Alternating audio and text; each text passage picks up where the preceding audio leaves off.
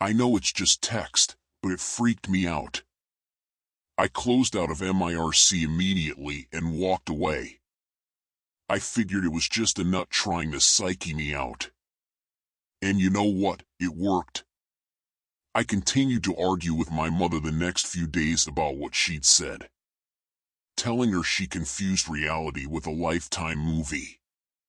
But she assured me there was no internet in her house while I lived there. She said I had my floppy disks that I'd take home with me, but that was it. We went on arguing for a while before it occurred to me to ask, take home from where? She said she didn't know. I'd go out at times and I'd come home with discs. I had a Sterilite tub full of them in my closet. None of them were labeled, so she didn't know how I had any idea what was on each one. But I seemed to know. She remembered how I'd dive into my bin and dig around through all the black discs and pop up with just the one I wanted. Generally, she didn't intrude on my privacy, she said. She just saw me do it a few times. Of course, I didn't remember any floppy disks. Either my mother was becoming senile or I was losing my mind. Both possibilities were upsetting. My mom's a really good person. She'd had a rough time since my dad died a few years ago. But she was super caring. She didn't like to see anyone hurt. And she could see I was truly upset, not just trying to be right. So, she gave me a big hug. And she told me I should ask Ricky. Ricky. I hadn't thought of him. Ricky was an old high school buddy of mine. Well, we were friends from grade 2 until we left for college. We just drifted apart after. I had him friend on Facebook and we never talked. You know how it goes. She said when I'd go out to wherever it was I went, I usually had Ricky with me. We'd walk all the way across the bridge into town to pass our weekends. I decided to take her advice. I sent Ricky a message on Facebook. He wrote back really fast. I was surprised, because I never see status updates or any activity from him. I asked him if he was free for a phone call. I was scared about having another internet-only conversation, frankly. Facebook said he was typing a reply for about 5 minutes without anything happening. I was wondering what the hell novel he was typing. Then my phone rang. I didn't recognize the number. I know I never gave my number to Ricky, so there's no way it could be him, though. While I waited, looking at my phone, Ricky started typing out periods over and over. I answered. The voice on the other end sorta sounded like Ricky. As much as I could remember. But like he was really far away on a beat-up CB. I don't know why, but it made me feel weird and uneasy. I said I think we have a bad connection. He said it's the best possible and that he knows. I was about to ask what he knows when he said, alt.rec.birdwatch and hung up. I got a message on Facebook saying, nice catching up. He wouldn't answer anything I said after that. I asked folks I knew if Ricky was okay. Apparently he was in a car accident years back and was mostly bedridden. I made a note to try visit him someday. Anyway, alt.rec.birdwatch is of course a Usenet newsgroup. I used to browse newsgroups all the time as a teen. Mostly for the porn. I was surprised they still existed. Now I had to look up how to get to them. I remembered being able to do it through my email software. But apparently that's not a feature of Outlook anymore. So I looked up newsgroup readers and found one I'd used back in the day. Then I found some servers and started looking for alt.rec.birdwatch. When I finally found it, it turned out to be mostly British upskirt photography. I didn't understand why Ricky wanted me there. Until I saw a post with the header, "Remember the dog?" and instantly felt clammy and cold. I didn't know why, but there was something to it. Something I couldn't put my finger on. This is what the post read. Everyone remember how sometimes you'd go in there and it'd be all dusty and no one was there, like it was abandoned years ago, but you could still go sit at a computer and get online? And remember how sometimes you'd go in and there'd be these people there and they were really weird and they'd just watch you like you were a rat in a maze, and sometimes they were in costumes? Anyone remember the dog? Sometimes there were no people and there was just this dog at the counter. I think it was a golden retriever. It never panted, but it watched. And sometimes it'd make you do things. That was it. And that was enough. I was trembling and I didn't know why. It didn't look like anyone had replied to the message, and it had been posted 3 years ago. It seemed so out of place. I kind of started to remember. I remembered at least that there was an internet cafe in town. It didn't last long. Like most internet cafes, it popped up around 96/97 to take advantage of the internet craze and let people who didn't own computers experience the wonder. When personal computers became more common, they died a quick death. This cafe was popular with the teens in 96.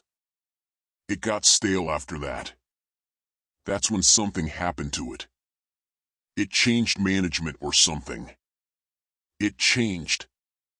We tried going back just to hang out. But most kids didn't want to be there anymore. I had some friends who just wouldn't go. Or say why. But Ricky and I would hang out there all the time. Why couldn't I remember that before? Maybe Mom was right all along. Maybe that's where I was on the internet.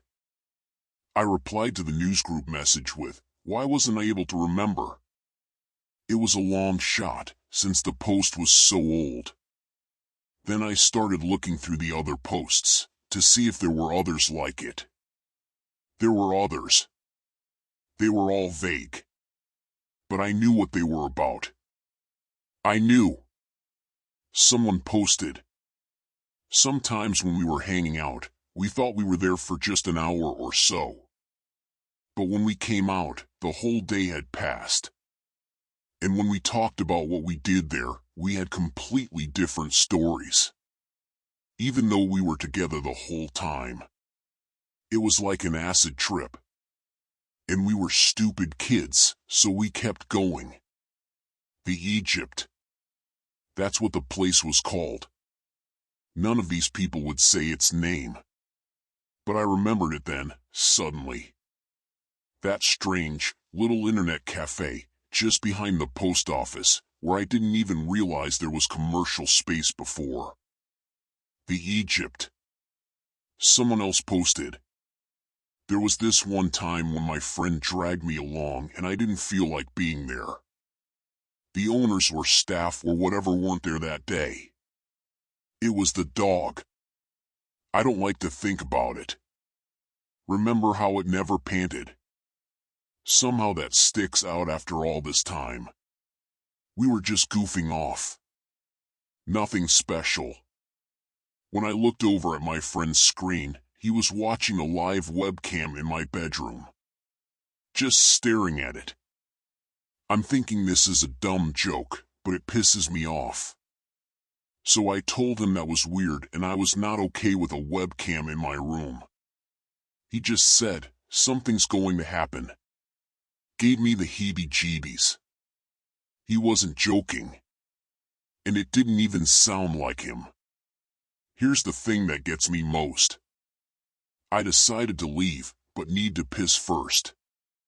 On the way out, I go over to my buddy and he's still watching the webcam.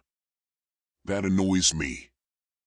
But worse, when I look at the screen, someone's in my bedroom ransacking the place. Under the mattress, in drawers.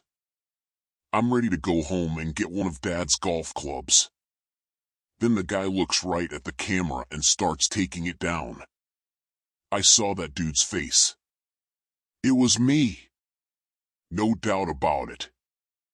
That was my face. How is that possible? You're thinking the webcam wasn't live. But it was. Someone replied to that post with, "When you were in the bathroom, did you try knocking on the wall?" Someone knocks back. Someone replied to that with, "I did. He said he'd let me in, but there's no door." In the sea of bird-watching photos and upskirts dating back to '95, that was all I could find. Took me all night. I closed it down. It was too much. I was psyching myself out. The next day, I had a reply to my post asking why I couldn't remember. It read, "You weren't meant to." I felt it then. Something really wrong would happen in that place, Egypt. So I started doing some research into local records to see if I could find who owned it. They're public records, so it wasn't hard. I'd expected to find some change in management in the '90s. Or where the place got sold in the 2000s. I expected wrong. It was purchased in 1980 and had had the same owner ever since. A company or organization called The New Way. It sounded like a cult. The weird thing is, that place was never used before Egypt, as far as I know. In 1980 there wasn't really an internet. So, who would buy a place and do nothing with it for 15 years, just waiting for the internet to happen? It all seemed too mysterious. Plus there was nothing about this company anywhere. It's hard to describe how alone I started to feel at this time. I talked to some people in my life about what was going on, but their help was limited. That's why I decided to try to go back to Alt. Wreck Birdwatch, if it was still there. At least there's someone might be having a similar experience. So I made my post. I asked if anyone else had heard of The New Way. Then I waited. To my surprise, I got a call from Ben right after. He asked me if I'd done anything recently. I asked him to be more specific. "You must have done something because something happened," he said. I still had no idea what he meant. He sounded strange. His words were just slightly slurred and there was no accent anywhere in his sentences.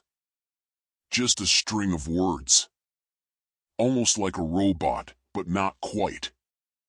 And it had that distant quality Ricky's call had. "Something's happening right now," he told me. I booted it up again. Ben was just the most rational, bland guy. Something was definitely wrong for him to be acting like this. I asked him if he was okay. He said that I needed to check my messages. I asked what messages. He insisted, "Listen. You have to check your messages. They've been waiting for you." The whole thing didn't feel right at all. I asked him again what messages he meant. All I heard were little whispering sounds, like PST, PST, PST. I thought I was losing him. But when I listened carefully and turned up the volume, I heard it. He was saying please over and over and over. I felt a pit in my stomach. I asked if he needed help and if there was anything I could do. He went silent for several seconds. "Ben?" Still silence. "Please," he shouted so loud I dropped my phone. I scrambled to put the battery back in with shaking hands. And then I called in a wellness check on him. I called the Guelph campus, too, just in case. I didn't know what else to do. I'd never experienced anything like that. I checked my email right after to see if I had anything from him. But I didn't.